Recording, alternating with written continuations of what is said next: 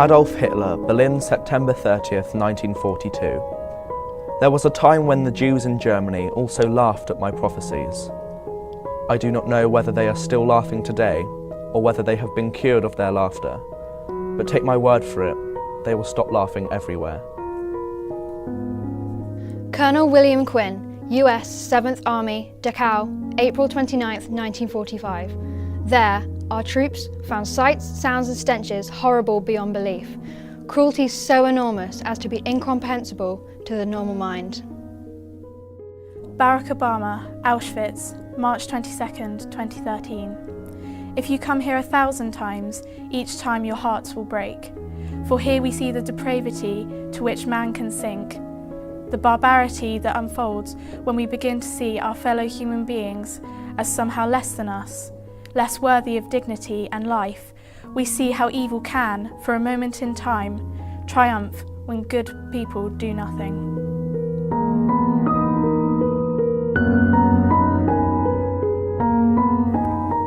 It is estimated that over 11 million people were killed during the Holocaust, equivalent to the entire population of Portugal.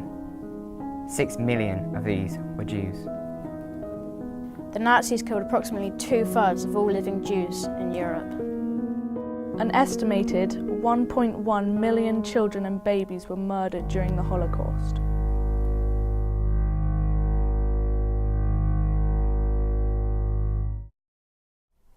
It doesn't seem real until you're there. No matter how many times you read about it or how many films you watch about the Holocaust, it just doesn't seem to really hit you until you're there.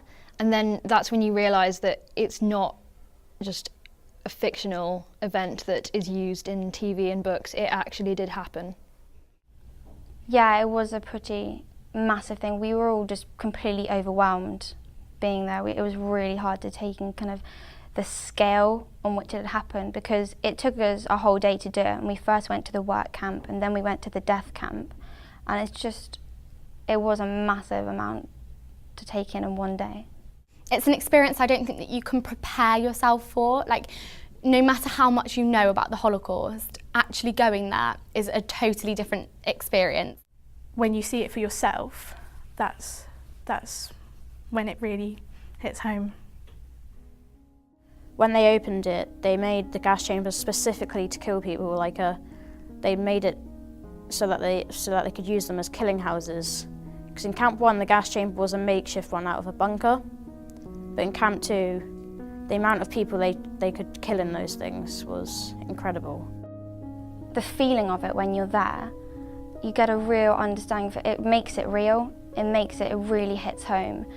And seeing things like the ash pools where always millions of people in the pools, and that's just all that's left of them, and they're just there forever and trapped. And while we were there, a group of kids about our age came over, and they all stood around and they were held hands, and they were singing and they were crying.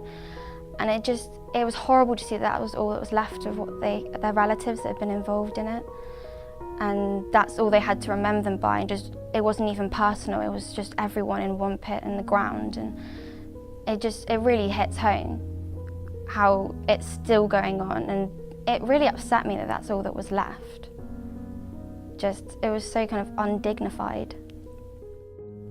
Seeing just kind of the remnants of people's lives, there's like a few things, and it's just, you look at it and then that really, that draws to you that they were people here, and they had lives and they had friends just like us, and they experienced that. Like I said, the scale of it, just these thick cabinets that go on for as far as you can see, just full of shoes. And in one of them, I remember it so vividly, there was this little girl shoes, like absolutely tiny, with all these flowers embroidered around the edge of it.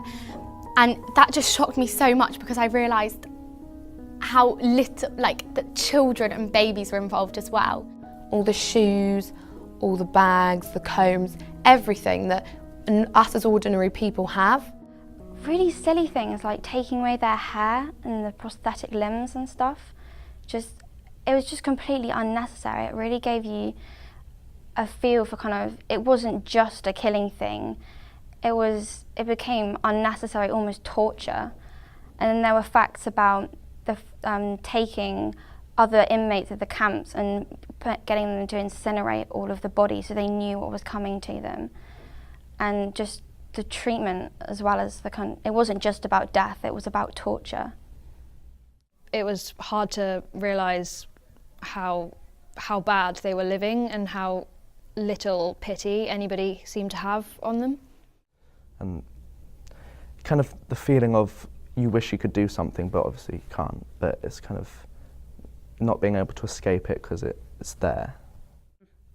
The last gas chamber there, which was a bunker, we were allowed to go inside it, and it was weird going in there because that's the place where thousands of men, women and children have been killed. It was a sort of weird feeling to be in that same room as where they died.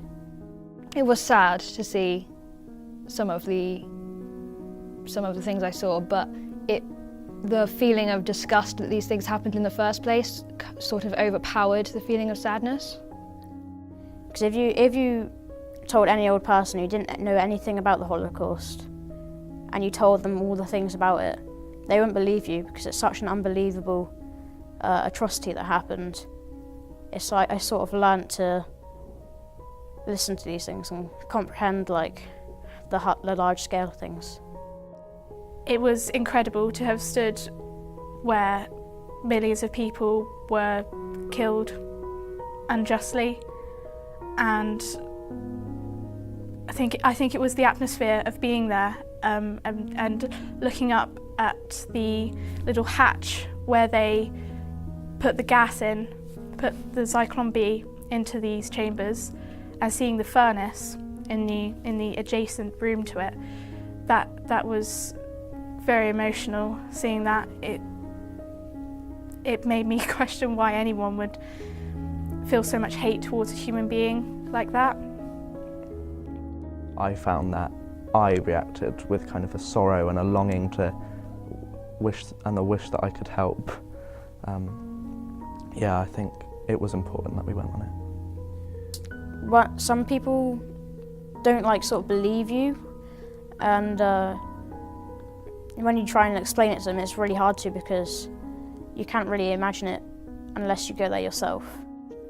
I think it's really important that I went on this emotional journey because it makes you realise in one way how lucky you are that we have all these rights, and it's such an important part of our history in Europe. And I think the more people that see it, the more people that understand it, I hope maybe that will help it from happening again. It was only after I thought about everything that I realised what I just experienced. It was amazing the power of it all. Yeah. The Holocaust was a horrible event in history, and if we don't learn from our mistakes in the past, then they can become our future.